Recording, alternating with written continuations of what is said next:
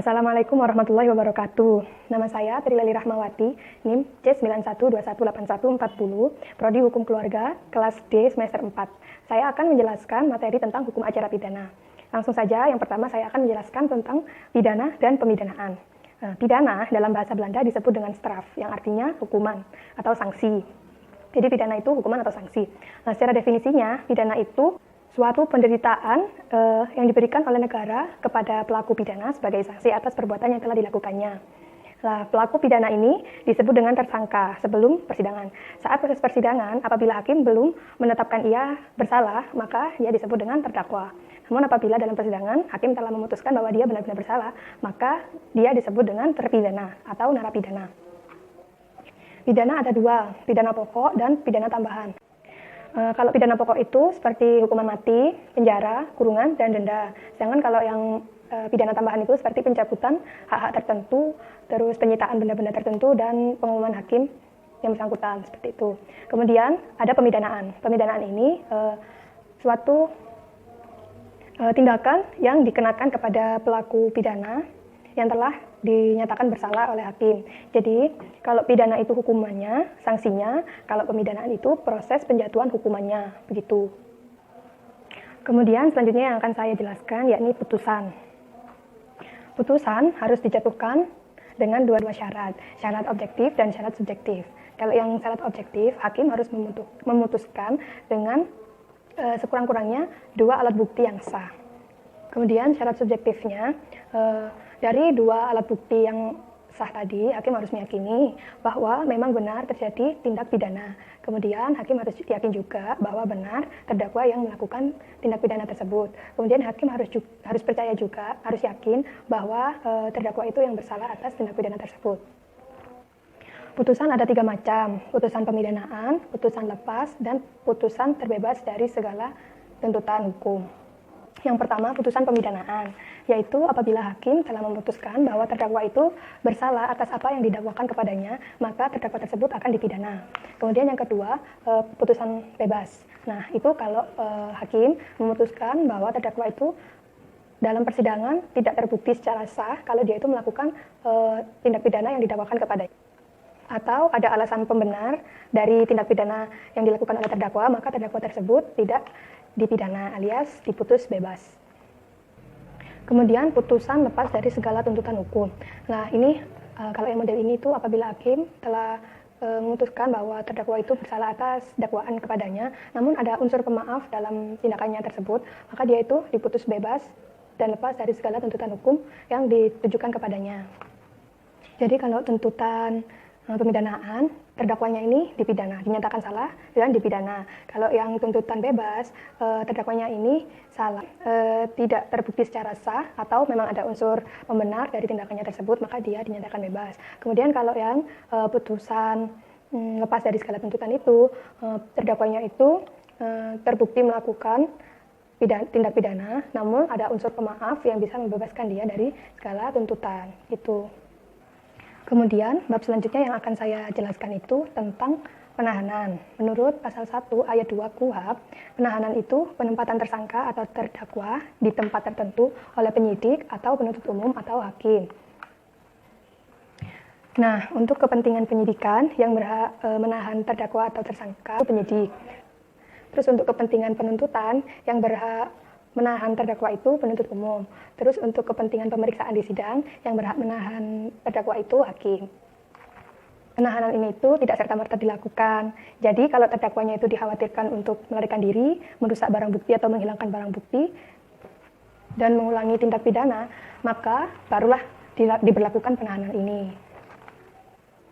Nah yang selanjutnya, lama waktu penahanan tersangka atau terdakwa. Jadi dalam proses penyidikan, penyidik boleh menahan tersangka atau terdakwa selama 20 hari. Namun apabila proses penyidikan belum selesai, penuntut umum bisa memperpanjang waktu tersebut dengan tambahan waktu 40 hari. Jadi maksimalnya 60 hari. Nah, dalam proses penuntutan, penuntut umum boleh menahan terdakwa selama 20 hari juga. Namun apabila pemeriksaannya belum selesai, bisa diperpanjang oleh Ketua Pengadilan Negeri paling lama 30 hari. Kemudian dalam persidangan, hakim pengadilan negeri boleh menahan terdakwa paling lama 30 hari.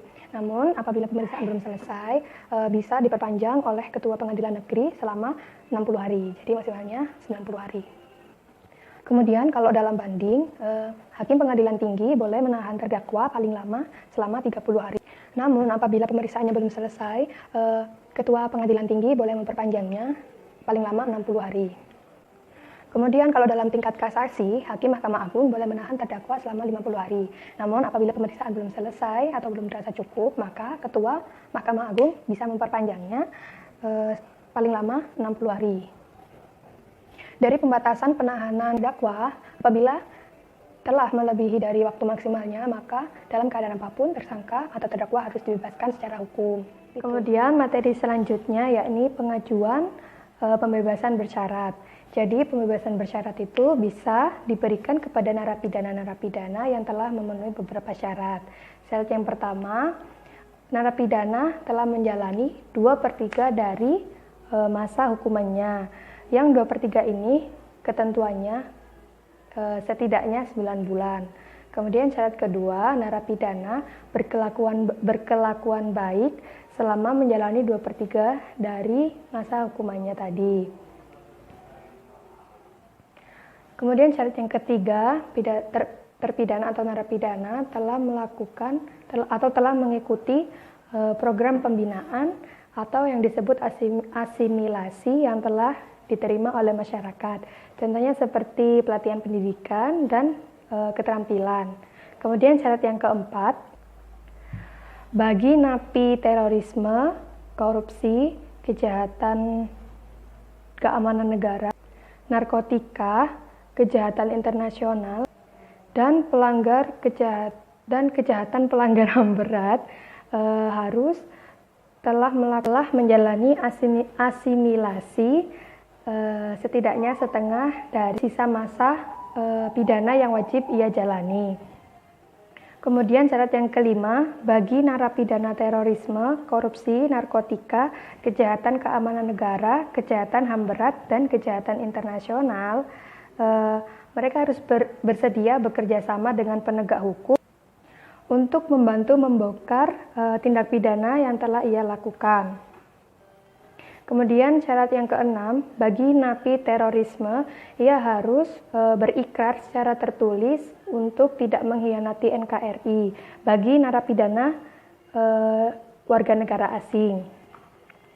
Kemudian syarat yang selanjutnya, bagi napi terorisme, ia harus telah mengikuti program deradikalisasi yang telah diselenggarakan oleh pihak Lapas dan Badan Nasional Penanggulangan Terorisme. Kemudian bagi napi korupsi, ia harus telah membayar denda atau uang pengganti sesuai dengan putusan pengadilan. Selain dengan beberapa persyaratan tersebut, pengajuan pembebasan bersyarat itu juga bisa dilakukan dengan cara permohonan pemberian gerasi dan amnesti. Namun dua hal ini termasuk hak prerogatif Presiden, sehingga untuk pemberian gerasi harus atas pertimbangan dari Mahkamah Agung. Sedangkan kalau pemberian amnesti harus atas pertimbangan DPR. Kemudian materi yang selanjutnya yaitu residivis. Residivis adalah pengulangan kembali tindak kejahatan yang telah diberikan hukuman, baik deliknya sejenis maupun tidak sejenis. Adapun golongan-golongan kejahatan yang bisa residivis itu ada 3. Yang pertama, beberapa kejahatan tentang barang-barang atau barang benda orang lain, seperti dalam pasal 486 KUHP. Kemudian kejahatan-kejahatan tentang kekerasan terhadap orang lain, seperti dalam pasal 487 KUHP. Kemudian ada kejahatan-kejahatan terhadap kehormatan orang lain, seperti dalam pasal 488 KUHP. Kemudian syarat dari residivis ada 5. Yang pertama, pelaku residivis adalah orang yang sama. Kedua, terulangnya tindak pidana dan atau tindak pidana terdahulu telah dijatuhi. Kemudian yang ketiga, si pelaku residivis sudah pernah melakukan atau menjalani hukuman dari pidana yang sebelumnya. Kemudian syarat yang keempat, pengulangan terjadi dalam jangka waktu tertentu. Dan yang kelima, hukuman dari residivis yaitu hukuman seharusnya ditambah 1/3 gitu.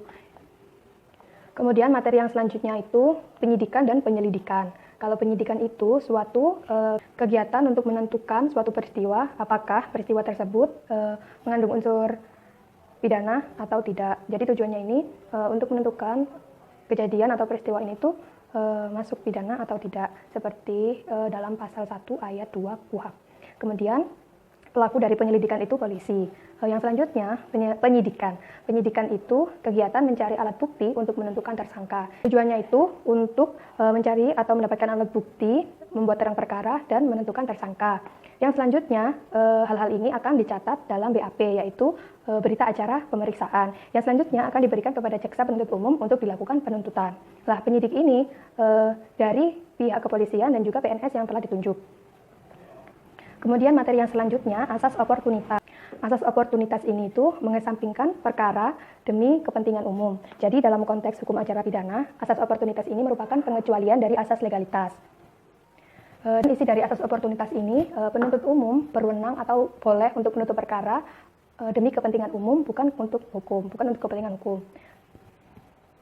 Menurut asas ini, penuntut umum ini boleh untuk menghentikan perkara atau menutup perkara apabila perkara tersebut bisa merugikan kepentingan umum.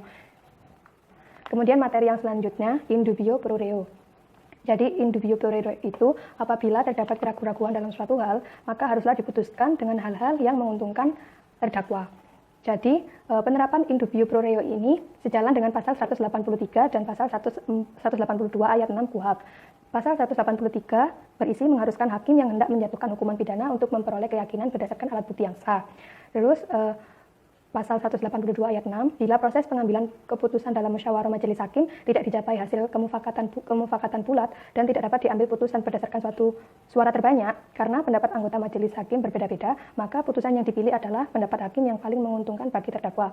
Jadi kan hakim harus memutuskan dengan keyakinannya, dengan harus yakin. Namun apabila hakimnya terdapat keraguan-keraguan, maka yang diputuskan itu harus perkara-perkara yang menguntungkan bagi terdakwa. Ini menurut in dubio pro reo. Kemudian materi yang selanjutnya yakni bukti dan alat bukti. Bukti adalah pembentuk keyakinan hakim. Dan alat bukti adalah sesuatu yang bisa digunakan untuk membentuk keyakinan. Jadi alat bukti adalah dasar pembentuk keyakinan hakim dalam menjatuhkan putusan dalam perkara yang disidangkan. Dalam pasal 184 KUHP, alat bukti telah disebutkan, yaitu keterangan saksi, keterangan ahli, surat, petunjuk, dan pengakuan tersangka atau terdakwa. Kemudian materi yang terakhir yaitu pasal-pasal KUHP. 4, bagian ke-1 ada dalam pasal 4 sampai pasal 9 KUHP tentang penyelidik dan penyidik. Bagian kedua ada dalam pasal 10 sampai pasal 12 KUHP tentang penyelidik pembantu. Kemudian bagian ketiga ada dalam pasal 13 sampai pasal 15 KUHP tentang penuntut umum. Kemudian bab 5, bagian ke-1 pasal 16 sampai pasal 19 KUHP tentang penangkapan. Bagian kedua pasal 20 sampai pasal 31 KUHP tentang penahanan.